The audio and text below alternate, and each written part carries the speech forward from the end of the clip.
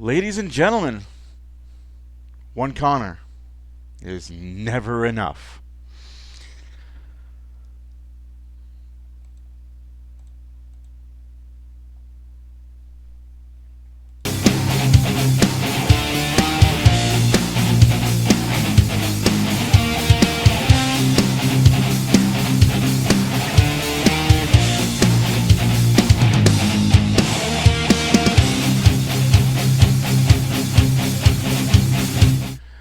What does that mean, folks? What does that mean? One Connor is never enough. Well, the Edmonton Oilers played the St. Louis Blues in St. Louis. Game 1 of a back-to-back Midwest trip. They go to Chicago the next night. As you guys know, this video is going to be put out on Thursday. No stream was done for last night's game. Yes, I'm 2 days late and $1 short. Unfortunately, that's the way life goes. I haven't seen the Chicago game yet. I just know what the final score is. It is what it is. Well, let's talk about it. Let's talk about the St. Louis Blues game. Hoy, there's lots to talk about. A lot of ups, a whole crap ton of downs, and a little bit of in-betweeners. Hopkins, bad pass, causes a break for the St. Louis Blues. How many times are we going to let our star players get away with Moida out there? Oilers dominated this entire game. I'm not going to sugarcoat that. The first period was all Edmonton all the time. Shots at 13-3 by the end of the first period. But you know what? That doesn't matter. 13-3 with the shots after the first period. Guess what the score was? Skadooshi. No scoring. So the Oilers dominated play. The Oilers, I believe, controlled the better part of the play. They took more shots. They had control. Just bad turnovers.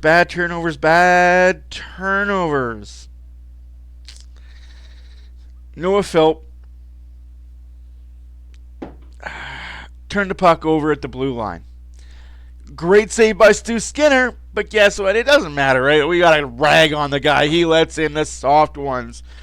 What's his win percentage? How many wins? How many losses? Guys, I'm going to harp this until a lot of you guys understand. You can go to 5 different sites for Corsi and goals above expected and saves above expected, and they all will give you different numbers. You know what doesn't give you different numbers? And you know what doesn't give you different stats depending on what site you go to? Wins and losses. Those are factual stats that you can't fix your narrative to make it fit one way or the other. Stuart Skinner wins games. It doesn't matter about how many saves or how many shots he had before they scored a goal. Every team is different. And if you ask me, the Oilers are giving up prime real estate early on in games, and he's making the first save, the second save. Where's the D? Nowhere. Anywho's, let's not harp on that because just feeding the trolls at that point. Again, the Oilers needed a goal in that first period. They dominated. The shots were 7-1 for the Oilers. Like I said, the period ended 13-3. They needed a goal. They didn't get a goal. Binnington stood on his head. He did what he is paid to do. Skinner did what he's paid to do. Made 3 saves. We move along in the second period. Bouchard smashes one off the post. Good play by Bouch. Unfortunately, that post said, "Hi, it's me. I'm the problem. It's me." Oilers get a power play. It's ticky-tacky, but it is what it is. Oilers get a bad power play to start it off. They started out passy. Again, they started out passy. St. Louis had the best chance, 2-on-1. Thank God for this guy named Stuart Skinner, because they had a 2-on-1 in this game. They probably had 3 of them. They had 2 breakaways in this game. None of them got by Stu Skinner, but hey, he's the problem, right? It's the goaltending. not the inefficient power play, not the lackluster ability to play any defense when they're in their zone, not the hustle, just nothing else, just the goaltending. Thankfully, Connor McDavid does get a goal on the power play, assisted by Bouchard and Draisaitl. 1-0 Edmonton. Oilers then can't get the zone. They're very sloppy again. St. Louis has a breakaway. Remember what I said about St. Louis breakaway? Shots in the second period were 13-13. Yes, the Oilers have a 26-16 lead, but the shots in that second period favored St. Louis. That period was St. Louis's period. Thankfully, the Oilers didn't give up anything. They're going into the third period up 1. It is 1-0 Edmonton. Oilers had another power play late in that second period. They did skadoosh on it. It looked bad. Again, this power play is a lot of factors as to why they are where they are. Yes, they are first in the Pacific. They are second at this point. Sorry, they're second in the Western Conference. I haven't updated the standings. We'll get into that hoopla after. It just seems to me that this team is going through the motions. Like I said in the stream, this team is a playoff team, whether they went 82-0 or 50-50 or 51-48. This team is a playoff team, and they know it. And sometimes it sucks knowing you're a playoff team right from the jump. Like, we didn't even have to drop the puck in October, and we knew April 17th this team would be in the playoffs. Didn't matter where, 1 through 8, we just knew this team was going to be there. It sucks. It sucks sometimes because the team knows it, the fans know it. It's just 82 game dress rehearsals. Anywho's, Oilers get their third power play of the game early in the third period. They get nothing. They get no shots. They get no pressure. They get a whole lot of nothing skadoochery. Now, that hit that Ekholm gave Schenn, that's a clean body check. I don't give a crap how hard it is, how bad it looked, how the optics said, oh, that was dirty. That had to be dirty. No, Ekholm is a 6'6", 250-pound man. He hits you, you go boom. And he open ice hit a trucker. He open ice hit a mother trucker. I don't understand how the only penalty there is Ekholm for interference when neither ref had their hands up. Let me be perfectly clear about this. Neither ref had their hands up. The linesman had his hands up for icing. The ref in the frame didn't have his hand up. The ref on the far side of the ice didn't have his hand up until a St. Louis player came in and started a brouhaha. But Ekholm's the only one with the penalty. I don't understand it. Of course it costs the Oilers. Skinner makes 1 save. Skinner makes 2 saves. Where's the defense? Where was Kulak? Nurse was standing beside the guy that scored. Why wasn't Nurse using his big-ass frame? Again, Kyrou gets his 23rd of the year. We got a 1-1 hockey game. And wouldn't you know it, shortly after that, about 5 minutes after that, St. Louis now has momentum. St. Louis now has pressure. St. Louis is now doing the cycly thing. And, of course, wouldn't you know, Prinko, left alone, backdoor 1T, back of the net. But that's Skinner's fault, right? Because he can't move left to right laterally quick enough. It's Skinner's fault that they left a guy wide open at the freaking dot. Inside the hash. I'm not going to say dot. Inside the dot? Like, he could have walked that goal in. How wide open he was. But, again, St. Louis has a 2-1 lead. There's about 3 minutes and 10 seconds left to go in the game. The Oilers pull their goalie. They get a goal from Leon Draisaitl. There's a shade over 2 minutes left to go in the game. Draisaitl with his 37th of the year, assisted by McDavid and Ekholm. It is 2-2. We're off to overtime. where my Lord Thunder and Jesus, y'all better be buying Stuart Skinner some dinners when he comes back to Edmonton, because that man made a save that made the Brown goal possible. What Brown goal, you ask? I will show you what Brown goal I mean. I mean this Brown goal. Take a listen. Take a look. I love this graphic that I put up. It's fucking amazing. Enjoy.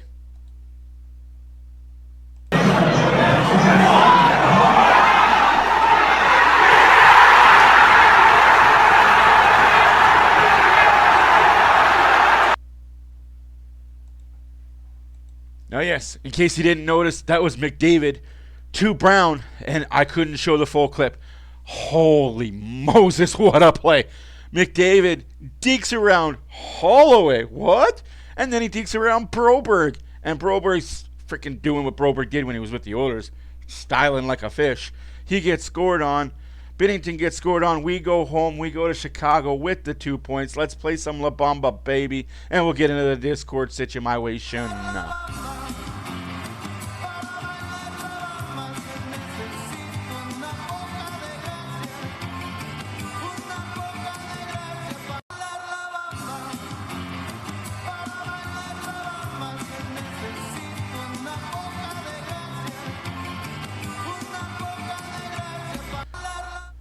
Now, yes, we have things to talk about with this Discord.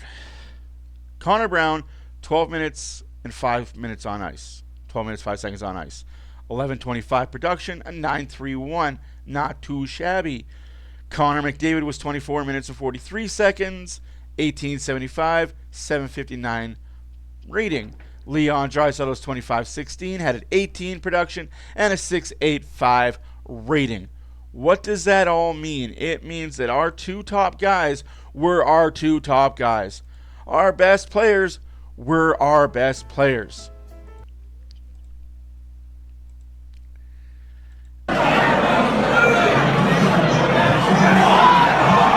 Sorry, buggery. The buggeries are back. So that's what that all means. Our best players were our best players. In this game, when they had to be great, when the power play had to shine, it shined and scored a goal. When the top guys showed up, they had to show up. It just shows you that sometimes the will does not outbeat the skill when the skill wants to be competitive. It is scary that this team can go down 3-0, can go down 2-1, and just flick the switch, just bang. Bang, bang, bang. That's a scary fucking team. I'm sorry, guys. You can rag on Stuart Skinner all you want. You can rag on this team not starting on time like I do. I am getting tired of this team not starting on time. But it is scary quick and scary good how easy and effortlessly, when this team wants to, hey, McDavid, we need a goal. Goal. Hey, Draisaitl, how about do a play? A little backhand spinorama on a tape stick. Hey, Bouchard, we need you to take a clap bomb from the point. Need to find a hole.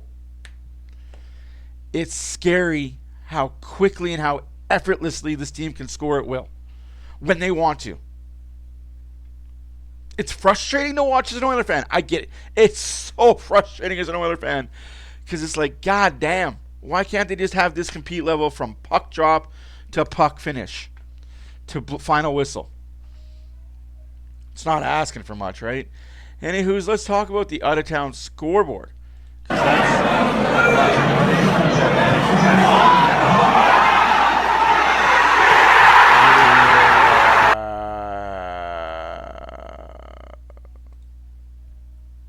Yeah, I don't understand why I did that again. I got bugaboos. I swear to my God, I got bugaboos. Hey, let's talk about the out-of-town scoreboard because there was quite a few games that happened the other night. I can't say last night because last night was Chicago game. That video will be coming up later tonight. There was 14 games on the schedule, including the Boston Bruins beating the Minnesota Wild 3-0. The Buffalo Sabres beating the Columbus Blue Jackets 3-2. The Lightning beat the Senators 4-3. The Penguins losing to the Devils 3-2 in a shootout. The Capitals beating the Panthers 6-3. The New York Islanders, my new favorite team as of Tuesday, beating the Golden Knights 2-1. The Oilers beating the St. Louis Blues 3-2 in overtime. The Jets beating the Hurricanes 3-0. The Maple Leafs taking the boots to the Calgary Flames 6-3. The Utah Hockey Club keeping their Slim Hope playoffs alive, beating the Flyers 3-2 in overtime. The Vancouver Canucks shut out the Colorado Avalanche 3-0. That is good to see. The turmoil in the room is not over yet, guys. There's a lot of bad things still about to drop out. The Detroit Red Wings beat the Seattle Kraken 5-4 in a shootout. The Ducks beat the Stars 2-1 in regulation. And the Montreal Canadiens beat the Sharks 4-3. Now, as far as games go today, there's 9 games on the schedule this Thursday, including the Ottawa Senators in Tampa Bay to take on the Lightning. The Golden Knights are in New Jersey to take on the Devils. The Capitals are in Philadelphia to take on the Flyers. The Utah Hockey Club goes to Columbus. The Carolina Hurricanes in Minnesota to take on the Wild. The Panthers are in St. Louis to take on the Blues. The Colorado Avalanche are in Calgary to take on the Flames. The Maple Leafs are in Seattle to take on the Kraken. The Canucks are in San Jose to take on the Sharks. Few games I'm going to be keeping an eye on. The Golden Knights and Devils game, the Colorado Flames game, and the Vancouver San Jose game. Those are 3 games I'm going to be watching tonight. Yes, I do watch more than just Oilers hockey. Shocker.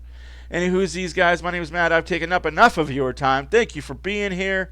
It's been a pleasure as always. It's been a slice. But before I let you go, I got 1 or 2 more graphics to show. Yeah, I know I'm the graphic king. Here's the graphic for the game. McDavid with his 32nd on the power play. Draisaitl his 37th. Brown with his 7th. Brown with the game-winning goal. Skinner was 20 out of 22. A .909. 2 goals against save percentage. Kyrou gets his 23rd on the power play. Parayko gets his 12th. Binnington was 35 out of 28 with a 2.921 save percentage. 3 goals against. The assists for the McDavid goal to go to Bouchard, Draisaitl. The assist to Draisaitl's goal go to McDavid, Ekholm. And the assist to Brown's goal go to McDavid, Bouchard. McDavid had a 3-point night. Bouchard had a 2-point night. Draisaitl had a 2-point night. Wowzers. Top guys being top guys. Love to see it. Love to see it. And also, I did bury the lead, and I did it kind of on purpose. Kind of on purpose, kind of accidentally. Congratulations to Kasperi Kapanen on your 500th career game. Huge shout out to you. You started with the Toronto Maple Leaf organization, and then you hopped over to the Pittsburgh Penguins where you played game 203 to 364 with the Penguins. What hair did you have? Beautiful freaking hair. Then you went on to the St. Louis Blues, where you became a staple on the team. You played game 365 to game 469. Gotta love that number 69. And then you came on over to the Edmonton Oilers. You've played 30 games for the Oilers. You've looked good doing it, son. 500 career NHL games to you. Congratulations. Love to see it. Let's hope you got another 100 games in you. All with the Oilers. I know it's strange for me to say that I'm cheering for a guy. It's strange for me to be cheering for a guy in an Oilers uniform to stay with the Oilers and get paid well while he's doing it. Anywho's, my name is Matt. We'll see you guys on the next video. We'll see you guys live on Friday when the Colorado Avalanche are in Edmonton to take on the Oilers. It's going to be a battle for the ages. Oilers got to start on time. You are now going to be playing against a top contender. Start on time. Please. Well, guys, I'm out. Deuces.